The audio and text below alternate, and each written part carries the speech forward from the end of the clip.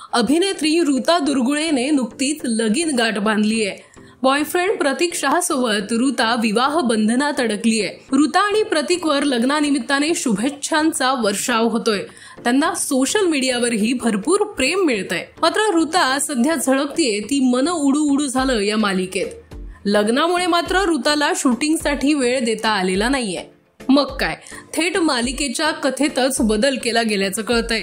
ऋता या मालिकेत दीपूची भूमिका साकारते। आता ऋता लग्नाचे विविध कार्यक्रम त्यानंतर हनीमून ट्रिपला जाणार असल्यानं ऋताच्या भूमिकेतील सीन मध्ये बदल करण्यात आला। असं म्हटलं जातंय की हा बदल ऋताच्या लग्नाच्या निमित्तानं करण्यात आलाय।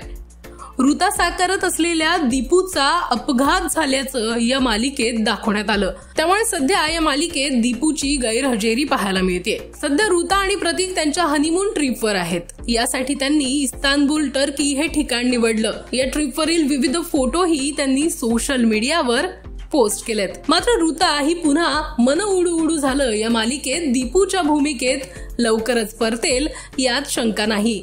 Bureau report, let's up Marathi.